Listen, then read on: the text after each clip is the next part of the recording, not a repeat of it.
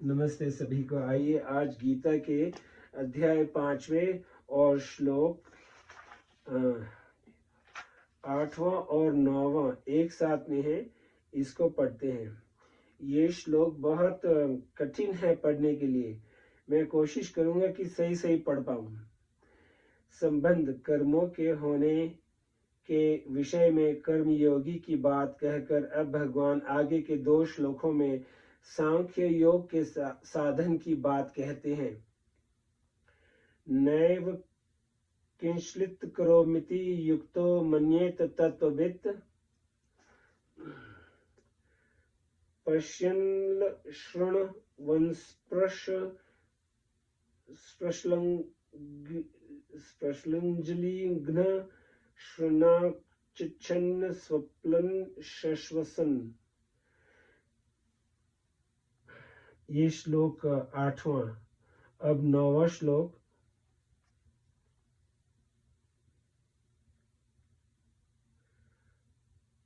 प्रलपन्वी स्वजना गृहान्नुमिषन्निन्मिषन्नपि इंद्रियाणि इंद्रियार्थेषु वर्तन्त इति धारयन्।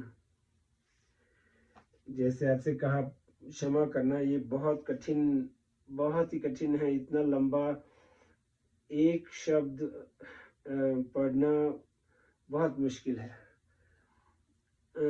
तत्व को जानने वाला सांख्य योगी देखता, सुनता, छूता, सूंघता, खाता, चलता, ग्रहण करता, बोलता, त्याग करता, सोता, श्वास लेता तथा आंखें खोलता और मूंदता हुआ भी संपूर्ण इंद्रियां और इंद्रियों के विषयों में बरत रही हैं, ऐसा समझकर मैं स्वयं कुछ भी नहीं करता हूँ, ऐसा माने। व्याख्या। तत्ववित्त युक्त।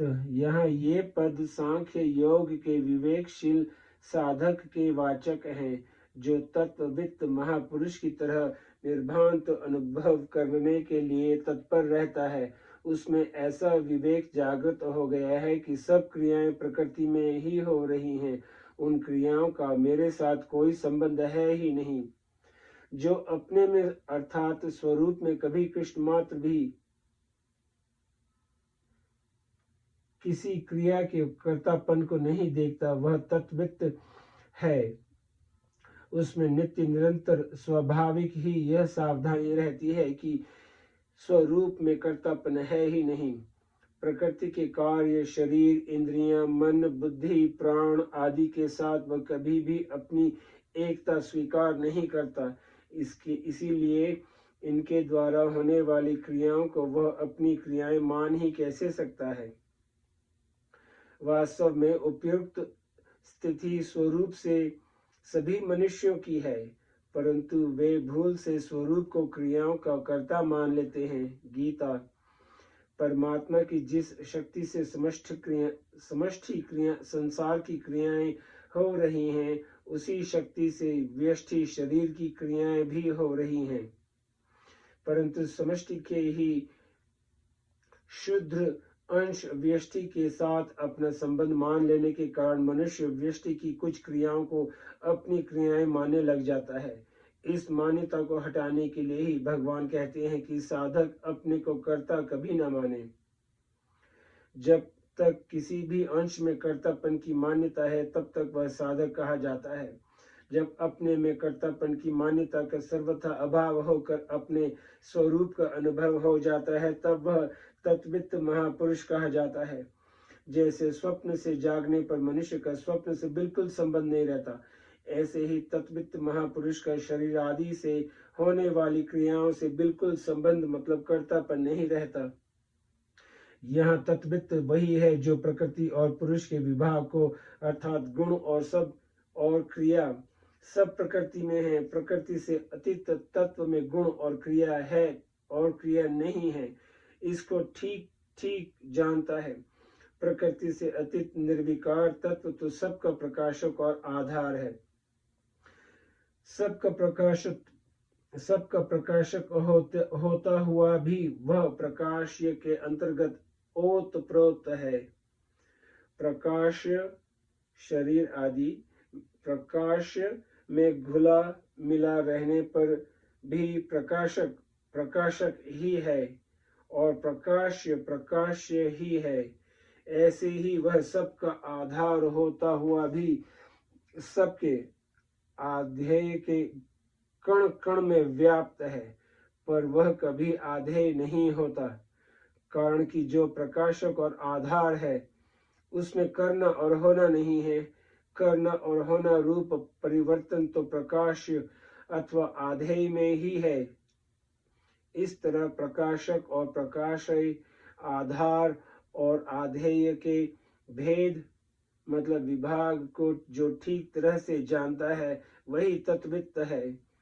इसी प्रकृति मतलब क्षेत्र और पुरुष मतलब क्षेत्रज्ञ के विभाग को जानने की बात भगवान ने पहले दूसरे अध्याय के 16वें श्लोक में और आगे 7वें अध्याय के 4, 5वें तथा 13वें अध्याय के दूसरे, 19वें, 23वें और 34वें श्लोक में कही है।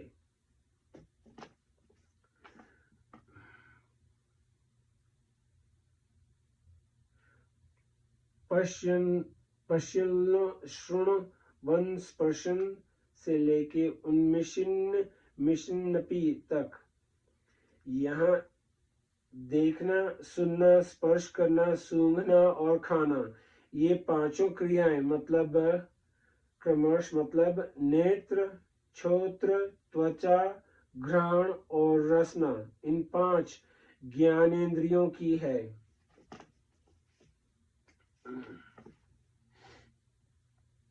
हे राम, शक्ति दो कृष्णा जी, अच्छे से पढ़ पाऊं। चलना, ग्रहण करना, बोलना और मल मूत्र का त्याग करना, ये चारों क्रियाएं क्रमश पाद, हस्त, वाक, उपस्थ और गुदा, इन 5 कर्मेंद्रियों की हैं।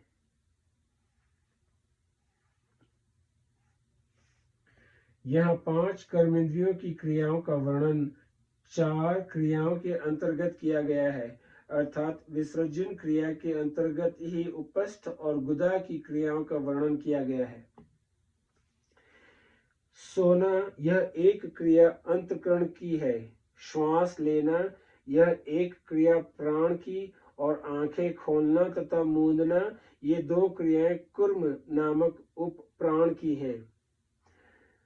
उपयुक्त 13 क्रियाएं देकर भगवान ने ज्ञानेंद्रियां, कर्मेंद्रियां, अंतःकरण, प्राण और उपप्राण से होने वाली संपूर्ण क्रियाओं का उल्लेख कर दिया है।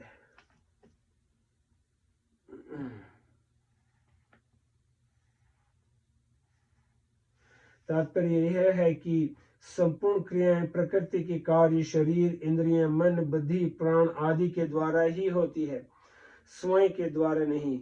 दूसरा एक भाव यह भी प्रतीत होता है कि सांख्य योगी के द्वारा वर्ण, आश्रम, स्वभाव, परिस्थिति आदि के अनुसार शास्त्र विहित शरीर निर्वाह की क्रियाएं, खान पान, व्यापार करना, उपदेश देना, लिखना, पढ़ना, सुनना, सोचना आदि क्रियाएं न होती हो, ऐसी बात नहीं है। उसके द्वारा ये सब क्रियाएं हो सकती हैं। मनुष्य अपने को उन्हीं क्रियाओं का कर्ता मानता है जिनको वह जानकर अर्थात मन बुद्धि पूर्वक करता है, जैसे पढ़ना, लिखना, सोचना, देखना, भोजन करना आदि। परंतु अनेक क्रियाएं ऐसी होती हैं जिन्हें मनुष्य जानकर नहीं करता, जैसे श्वास का आना जाना, आंखों का खुलना और बंद होना आदि। फिर इन क्रियाओं का कर्ता अपने को न मानने की बात इस श्लोक में कैसे कही गई? इसका उत्तर यह है कि सामान्य रूप से श्वासों का आना जाना आदि क्रियाएं स्वाभाविक होने वाली हैं, किंतु प्राणायाम आदि में मनुष्य श्वास लेना और आदि क्रियाएं जानकर करता है। किंतु प्राणायाम आदि में मनुष्य श्वास लेना आदि क्रियाएं जानकर करता है। ऐसे ही आंखों को खोलना बंद करना भी जानकर किया जा सकता है। इसीलिए इन क्रियाओं का कर्ता भी अपने को न मानने के लिए कहा गया है। दूसरी बात, जैसे मनुष्य श्वसन उन्मिशन निमिशन मतलब श्वास लेना, आंखों को खोलना और मूंदना, इन क्रियाओं को स्वाभाविक मानकर इनमें अपना कर्तव्य नहीं मानता। ऐसे ही अन्य क्रियाओं को भी स्वाभाविक मानकर उनमें अपना कर्तव्य नहीं मानना चाहिए। यहाँ पश्चिम आदि जो 13 क्रियाएं बताई हैं, इनका बिना किसी आधार के होना संभव नहीं है। ये क्रियाएं जिसके आश्रित होती हैं, अर्थात इन क्रियाओं का जो आधार है उसमें कभी कोई क्रिया नहीं होती। ऐसे ही प्रकाशित होने वाली ये संपूर्ण क्रियाएं बिना किसी प्रकाश के सिद्ध नहीं हो सकती। जिस प्रकाश से ये क्रियाएं प्रकाशित होती हैं, जिस प्रकाश के अंतर्गत होती हैं, उस प्रकाश में कभी कोई क्रिया नहीं हुई, नहीं होती, नहीं होगी, नहीं हो सकती, नहीं और होनी संभव भी नहीं। ऐसा वह तत्व सबका आधार, प्रकाशक और स्वयं प्रकाश स्वरूप है। वह सब में रहता हुआ भी कुछ नहीं करता। उस तत्व की तरफ लक्ष्य कराने में ही उपयुक्त इन 13 क्रियाओं का तात्पर्य है। इंद्रियाणि इंद्रियार्थेषु वर्तन्ते इति धारयन्। जब स्वरूप में कर्तापन है ही नहीं, तब क्रियाएं कैसे और किसके द्वारा हो रही हैं? इस प्रश्न का उत्तर देते हुए भगवान उपयुक्त पदों में कहते हैं कि संपूर्ण क्रियाएं इंद्रियों के द्वारा इंद्रियों के विषयों में ही हो रही हैं। संपूर्ण क्रियाएं इंद्रियों के द्वारा इंद्रियों के विषयों में ही हो रही है। यहाँ भगवान का तात्पर्य इंद्रियों में कृतत्व बताने में नहीं है, प्रत्युत स्वरूप को कृतत्व रहित मतलब निर्लिप्त बताने में है। ज्ञानेन्द्रिय, कर्मेंद्रिय, अंतःकरण, प्राण, उपराण आदि सबको यहाँ इंद्रियाणी पद के अंतर्गत लिया गया है। इंद्रियों के 5 विषय हैं: शब्द, स्पर्श, रूप, रस और गंध। इन विषयों में ही इंद्रियों का बर्ताव होता है। संपूर्ण इंद्रियों और इंद्रियों के विषय प्रकृति का कार्य है। इसीलिए इंद्रियों के द्वारा होने वाली संपूर्ण क्रियाएं प्रकृति में ही हो रही हैं। 1. प्रकृते क्रियामाणानि गुणे कर्माणि सर्वस्य और 2. प्रकृतैव च कर्माणि क्रियामाणानि सर्वस्य। गीता। गुणों का कार्य होने से इंद्रियों और उनके विषयों को गुण ही कहा जाता है, अतः गुण ही गुण में बरत रहे हैं। गुणा गुणेषु वर्तन्ते। गीता। गुणों के सिवाय दूसरा कोई कर्ता नहीं है। नान्य गुणेभ्य कर्तारं यदा दृष्टानुपश्यति। गीता। तात्पर्य यह है कि क्रिया मात्र को चाहे प्रकृति से होने वाली कहें, चाहे प्रकृति के कार्य गुणों के द्वारा होने वाली कहें, चाहे इंद्रियों के द्वारा होने वाली कहें, बात वास्तव में एक ही है। क्रिया का तात्पर्य है परिवर्तन। परिवर्तन रूप क्रिया प्रकृति में ही होती हैं। स्वरूप में परिवर्तन रूप क्रिया लेश मात्र भी नहीं है, कारण कि प्रकृति निरंतर क्रियाशील है और स्वरूप कर्तापन से रहित है। प्रकृति कभी अक्रिय नहीं हो सकती और स्वरूप में कभी क्रिया नहीं हो सकती। क्रिया मात्र प्रकाश्य है और स्वरूप प्रकाशक है। नैव कश्चित् करोमीति मन्येत। यहाँ मैं कर्ता नहीं हूँ मतलब स्वरूप से। इसका तात्पर्य ये नहीं है कि मैं स्वरूप पहले कर्ता था। स्वरूप में कर्तापन न तो वर्तमान में है, न भूत में था और न भविष्य में ही होगा। क्रिया मात्र प्रकृति में ही हो रही है, क्योंकि प्रकृति सदा क्रियाशील है और पुरुष अर्थात चेतन तत्व सदा क्रिया रहित है। जब चेतन अनादि भूल से प्रकृति के कार्य के साथ तादात्म्य कर लेता है, तब वह प्रकृति की क्रियाओं को अपनी क्रियाएं मानने लग जाता है और उन क्रियाओं का कर्ता स्वयं बन जाता है। गीता। जैसे एक मनुष्य चलती हुई रेलगाड़ी के डिब्बे में बैठा हुआ है, चल नहीं रहा है, परंतु रेलगाड़ी के चलने के कारण उसका चले बिना ही चलना हो जाता है।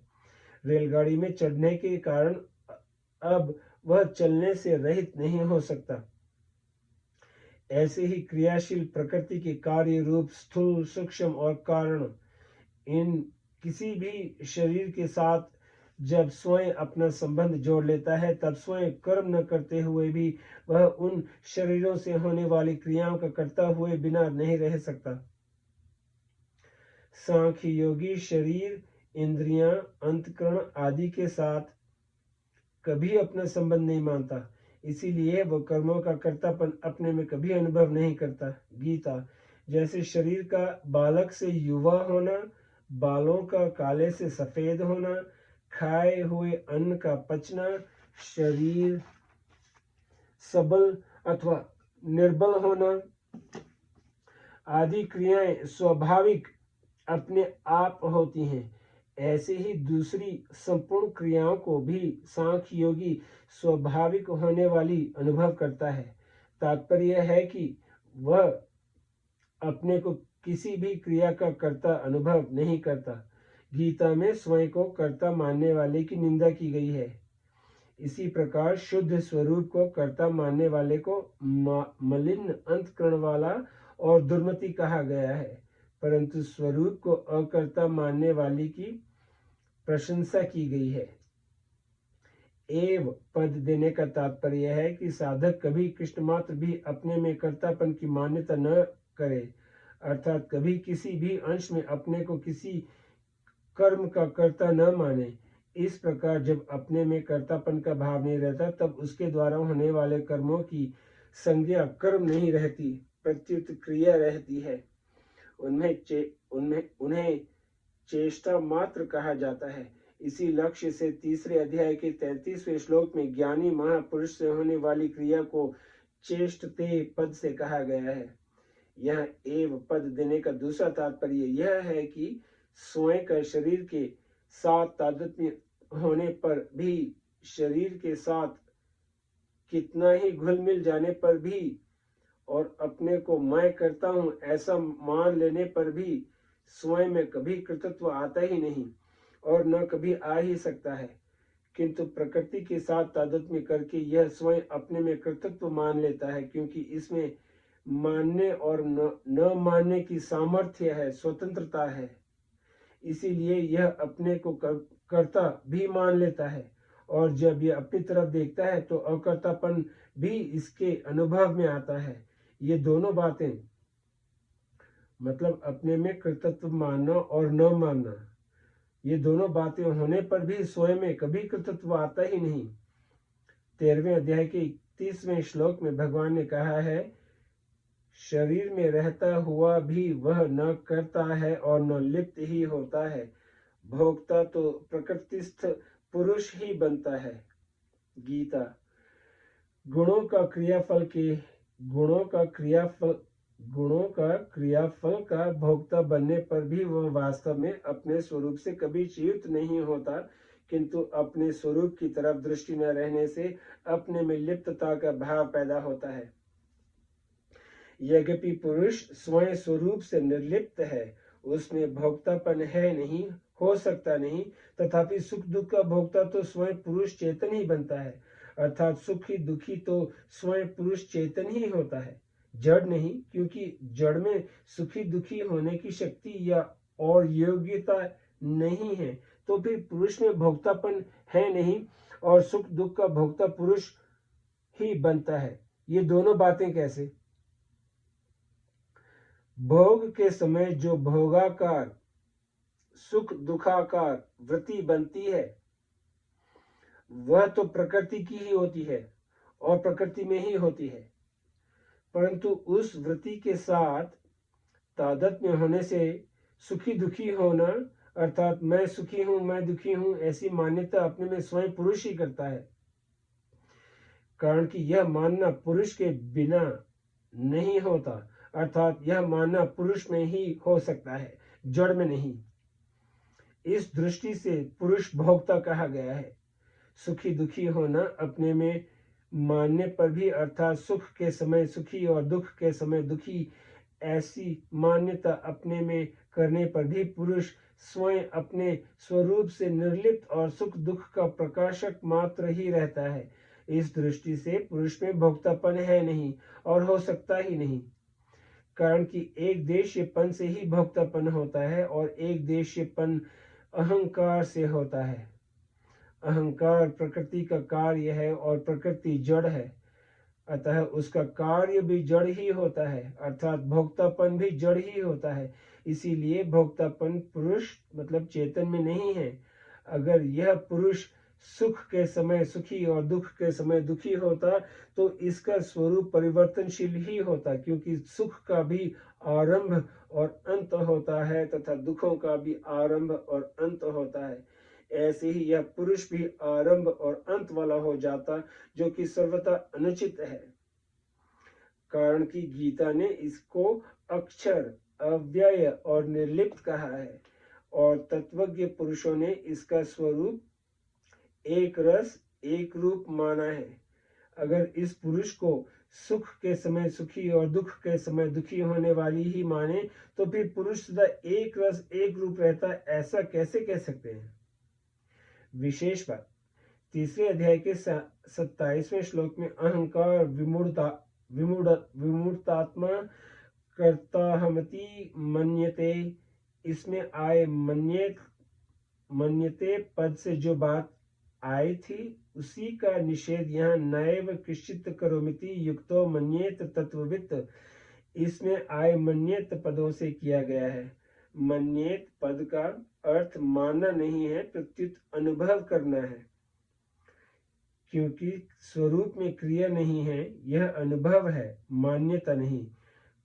कर्म करते समय अथवा न करते समय दोनों अवस्थाओं में स्वरूप में अकर्तापन ज्यों का त्यों है। इसीलिए तत्वित पुरुष यह अनुभव करता है कि कर्म करते समय भी मैं वही था और कर्म न करते समय भी मैं वही रहा, अतः कर्म करने अथवा न करने से अपने स्वरूप मतलब अपनी सत्ता में क्या फर्क पड़ा, अर्थात स्वरूप तो अकर्ता ही रहा।